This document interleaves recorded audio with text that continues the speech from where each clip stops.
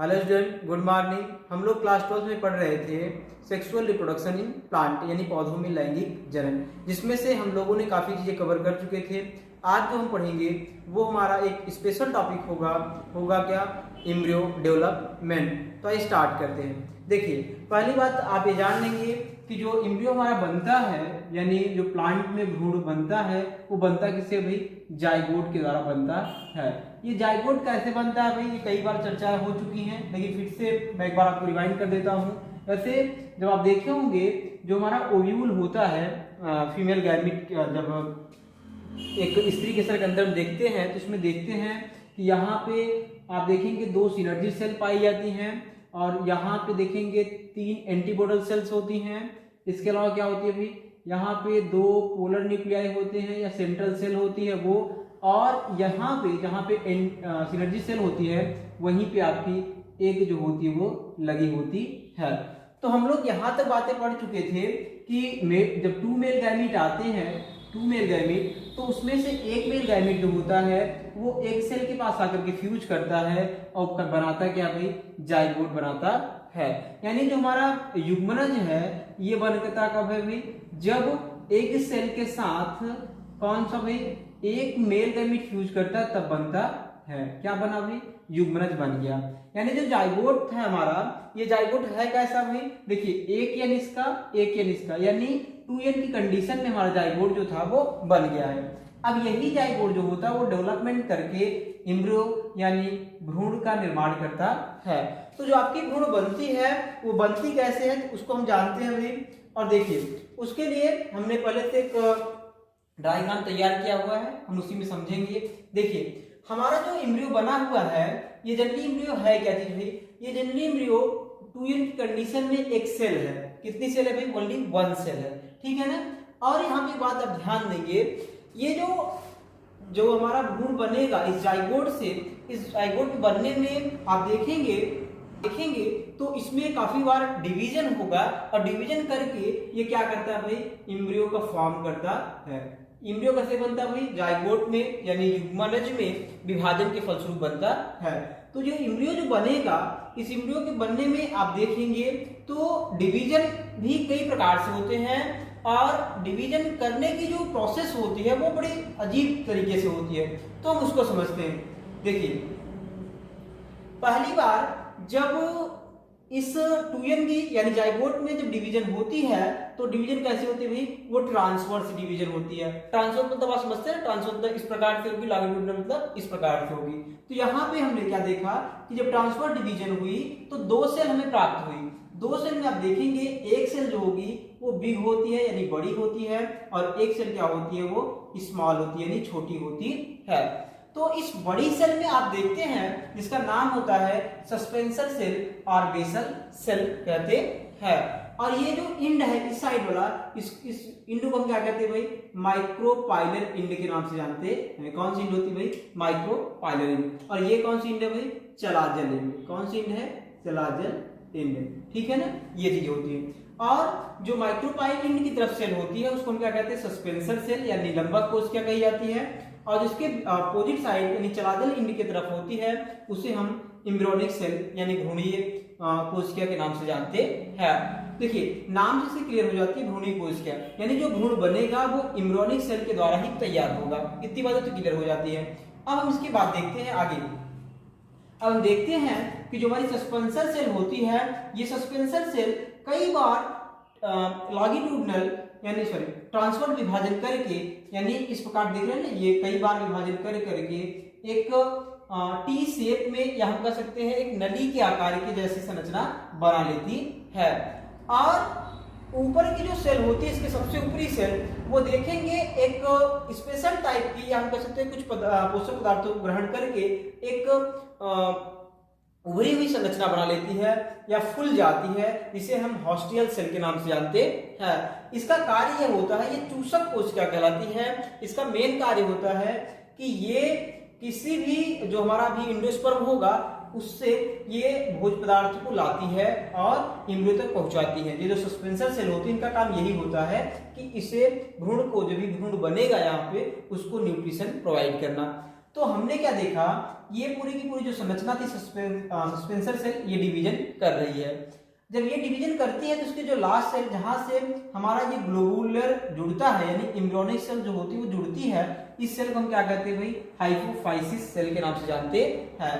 और ये जो हाइपोफाइसिस सेल होती है यही सेल आगे चल के डेवलपमेंट करके रूट टिप का फॉर्मेशन करती है। रूट टिप मतलब जानते हैं, जब रूट जो होती है वो रूट का जो जड़ होती है उसकी सबसे लास्ट देखेंगे आप तो उसी को हम रूट टिप कहते हैं। तो कहां से बन रही भाई, हाइपोफाइसियल सेल जो थी वो बना रही है। अब देखिए ये तो बात ये थी किसकी भाई, सस्पेंसर सेल की, जो निलंबन कोशिका थी उसमें हो रहा था। हम फिर से एक बात समझ लेते हैं भाई, हमने देखा कि जो हमारा जाइगोट बना था वो पहली बार डिवीजन किया ट्रांसवर्स, उसने क्या किया कि दो सेल फॉर्म किया, एक तो सेल बड़ी थी उसे हम सस्पेंसर नाम दिए और जो छोटी वाली थी उसे हम क्या नाम दिए, एम्ब्रियोनिक सेल नाम दिए। सस्पेंसर सेल में कई बार विभाजन हुआ पहले, और उसने विभाजन करके एक टी आकार की शेप में नली बनाई, जिसमें सबसे ऊपर जो थी वो हॉस्टियल सेल के नाम से जानी गई, और जहां से ये एम्ब्रियोनिक सेल से जुड़ी उसे हमने क्या नाम दिया, हाइपोफाइसियल सेल के नाम से जानते हैं। अब हम ये देखते हैं, और हमने ये बता दिया आपको सस्पेंसर सेल का काम क्या होता है भाई, न्यूट्रिशन प्रोवाइड करना। क्या काम है भाई, न्यूट्रिशन देना, यानी पोषक पदार्थों को पहुंचाना। क्यों पहुंचाना भाई, जब तक कि यहां से रेडियल यानी जो हमारी मूल होती है, मूलांकुर होता है, वो तैयार नहीं हो जाता इस एम्ब्रियो में से, तब तक ये न्यूट्रिशन प्रोवाइड करती है। और न्यूट्रिशन कहां से लाती है भाई, आप सभी जानते हैं, हमने अगली वीडियो में बताया आपको कि जो एंडोस्पर्म होता है, भ्रूणकोश होता है, उसी से ये न्यूट्रिशन इसे प्रोवाइड करती है। अब हम बात करते हैं इसकी, यहाँ पे देखेंगे ये जो सेल हमारी होती है सिंगल, इस सेल में जनरली देखेंगे अब स्टार्ट होता है इसमें विभाजन होना। तो इसमें भी पहले विभाजन जो होती है वो लॉन्गिट्यूडनल होती है। लॉन्गिट्यूडनल मतलब इस प्रकार से विभाजन होती है, और होता क्या भाई, एक सेल से पहले दो सेल बनते हैं, मतलब ये माना जाए दो सेल बन गए, अब दो से कितने बन जाते हैं भाई, चार सेल बन गए, 1 2 3 4 सेल बन गए, ये हो गया। उसके बाद यहां से देखेंगे आप एक ट्रांसवर्स विभाजन होता है। जब ट्रांसवर्स विभाजन हो जाता है तो देखते हैं कि हम कितनी सेल बन जाती हैं भाई, 1 2 3 4 5 6 7 8, कितनी सेल बन गई भाई, 8 सेल बन गई। और जब 8 सेल इस ग्लोबुलर में बन जाती हैं तो इसके ऊपर आप देखेंगे एक लेयर होती है, हम कहते हैं इपिडर्मल सेल लेयर, यानी जो ये सेल आप लेयर देख रहे हैं इसे क्या कहते हैं भाई, इपिडर्मल सेल लेयर। और ये सेल लेयर जो होती है वह निर्माण करती है किसकी, बाह्य त्वचा का। कब करती है भाई, जब ये सेल एक सेल जो थी एम्ब्रियोनिक सेल जो थी वो जब 8 सेल की स्टेज में पहुंच जाती है तब ये बाह्य त्वचा का निर्माण कर लेती है। देखिए इसके बाद और क्या हो रहा है भाई, इस सेल में जब 8 सेल हो गई, जब बाह्य त्वचा निर्माण हो जाता है तो इसके अंदर जो भी सेल है अभी, ये सेल इस सेल में, आइए आगे हम देखते हैं, तो इस सेल में क्या करती हैं, इस सेल में विभाजन करती हैं, और यहाँ पे विभाजन करने के पश्चात ये कुछ इस प्रकार की स्ट्रक्चर बनाती है कि जो ऊपर वाला पार्ट होता है उसे हम क्या देते हैं नाम भाई, हाइपोबेसल नाम देते हैं। हाइपोबेसल मतलब ये जो सेल थी अभी जब डिवाइड हुई तो ऊपर एक बना, एक नीचे वाला बना, तो हम इसी को आगे देख रहे हैं कि हाइपोबेसल यानी ऊपर वाले को हमने क्या नाम दिया, हाइपोबेसल, और नीचे वाले को हमने क्या नाम दिया, इपीबेसल। तो जो हमारा हाइपोबेसल था, ठीक, ये हाइपोबेसल क्या कर रहा है, ये रेडिकल का निर्माण करता है। रेडिकल मतलब मूलांकुर, मूलांकुर मतलब जहां से रूट जो होती है वो निकलती है उसे हम कहते हैं मूलांकुर, मतलब मूल, यानी मूल मतलब जड़, यानी मूल जहां से निकलती है वो होती है।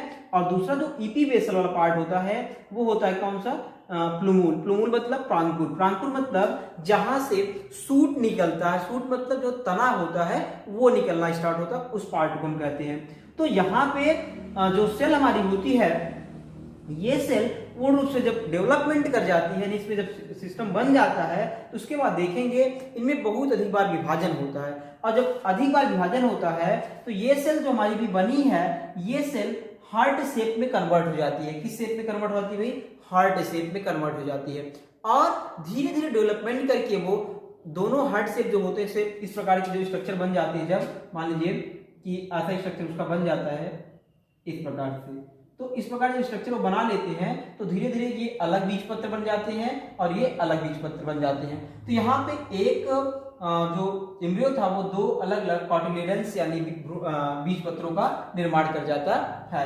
तो ये पूरा स्ट्रक्चर होता है डाइकोटिलेडन में, जो भ्रूण का निर्माण होता है वो होता है। ठीक है ना, ये चीज होती है।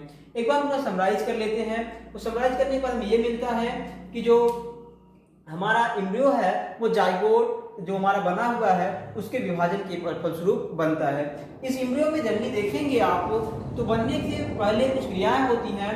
जब पहली बार क्रिया होती तो ट्रांसफर डिवीजन करके दो सेल स्टेज बनाती है, सस्पेंसर सेल यानी लंबक कोशिका और एक छोटी कोशिका उसे एम्ब्रियोनिक सेल कहते हैं। एम्ब्रियोनिक सेल पहले डिवीजन नहीं करती और ये पड़ी रहती यूं ही। पहले सस्पेंशन सेल जो होती है वो लॉन्गिट्यूडिनल ट्रांसफर डिवीजन करके एक पूर्ण टी आकार की नली रूप में बना लेती है और बनाने के फलस्वरूप ये क्या करती है कि यहाँ से जो इस पे बेसल जहाँ से जुड़ती है इसके साथ ग्लोबुलर के साथ उसे हम कहते हैं हाइपोफाइसिस, जो कि बाद में आगे चल करके रूट टिप का निर्माण करती है, यानी मूल जो गोप होता है उसको निर्माण करती है। और हॉस्पिटल सेल जो होती है सबसे ऊपर, उसका काम होता है कि जो भी न्यूट्रिशन होते हैं उसे प्रोवाइड करने के लिए, न्यूट्रिशन इस एम्ब्रियो को देने के लिए। और ध्यान देंगे आप, सस्पेंशन सेल तब तक उपस्थित रहती है जब तक कि यहाँ से मूलांकुर यानी रेडिकल जो हमारा बना है ये नहीं बन जाता है। जब ये रेडिकल बन जाता है तो ये जो हमारी सस्पेंशन सेल होती है नष्ट हो जाती हैं और सिर्फ ये जो सेल होती है एम्ब्रियो जो हमारा होता है वही बचता है। और आगे चलकर ये बार बार डिवीजन करके आप देखेंगे ये हर्ड शेप में कन्वर्ट हो जाती है, जो कि आगे चल करके दो बीज पत्रों का निर्माण कर लेता है। तो ये पूरी स्ट्रक्चर होता है जो कि आप देखेंगे डाइकोटिलेडन में एम्ब्रियो के फॉर्मेशन में। ठीक है ना। अगर वीडियो आपको पसंद आई हो तो लाइक करें, शेयर करें और चैनल को सब्सक्राइब जरूर कर लें। मैंने आपको कई बार बता चुका हूँ कि मैं इस प्लेटफॉर्म के माध्यम से पूरी बायोलॉजी इस वर्ष आपको फ्री ऑफ कॉस्ट दूंगा, जिसके लिए आपको कुछ करना नहीं है, बस आपको चैनल को सब्सक्राइब कर लेना है। Thank you.